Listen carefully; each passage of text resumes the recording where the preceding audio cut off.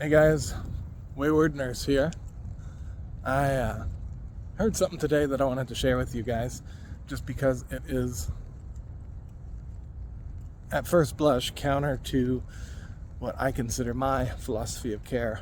And on reflecting on it, I just found that I loved it more and more. And I wanted to explain how it actually is part of my philosophy of nursing care. And the biggest thing is, the idea is we don't provide care, we do care. That's our calling. But it's taxing, right? It's taxing. And to do the job well, just like a marathon, to run a marathon well, you can't give all you got every single mile. You can't use all 26.2 miles as a sprint because ultimately you'll crash. But this woman who I really enjoy working with, she's characterized as one of those quote meaner ICU nurses.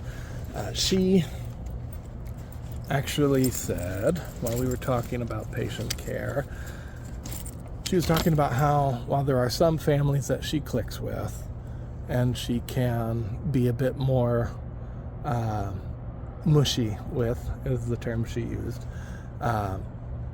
she was pretty blunt about the fact that she's not going to be the one to coddle and sit and listen to your life story and hold your hand every time she goes into the room, because she's not there ultimately to hold your hand. She's there to provide excellent care. That's her words. But then she said something that really clicked, and I really liked it. And part of the reason why I really liked it is because at this phase in my career, I really, really feel it. She said, I have a lot going on. I have 2 kids at home. I've got other things going on in life. I don't have the emotional bandwidth to invest in every one of my patients emotionally. You can have my brain, but you can't have my heart. Now that sounds cold at first, but that is evidence that this woman is passionate about what she does. And she wants to continue doing it. And she wants to continue doing it to the very best of her ability. And she has the emotional wherewithal and the what's the term I'm looking for? Self-awareness to recognize that if she is going to operate to the very best of her ability, she can't emotionally invest. Some of us can. Some of us can invest and then put down the investment without a great deal of difficulty. Some of us found that a whole lot harder to do. It's something to practice. It's something I encourage because it is therapeutic. That human connection of more than I'm here to accomplish these sets of tasks is extremely healing. And that's the bit that can really change some people's lives. However, you can't do that every day, every hour that you're awake. You have to have time for self-care.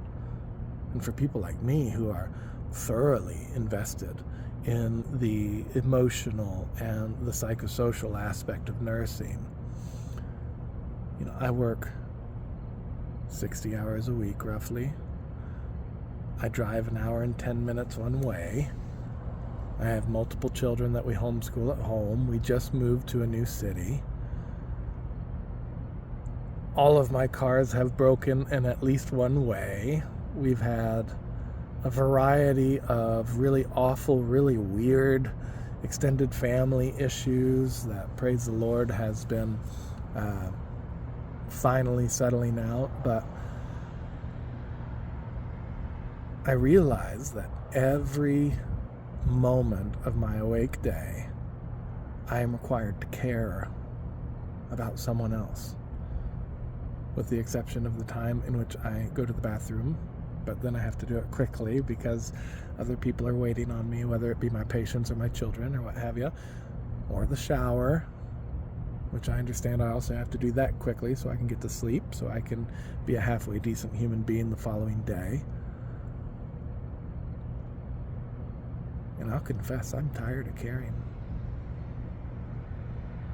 But I won't stop. Because as I've said before, our job is to be a light.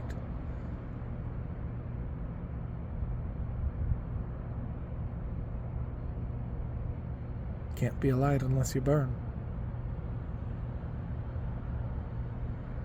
But it's worth it. So let's be lights. Whatever that looks like for you, be a light.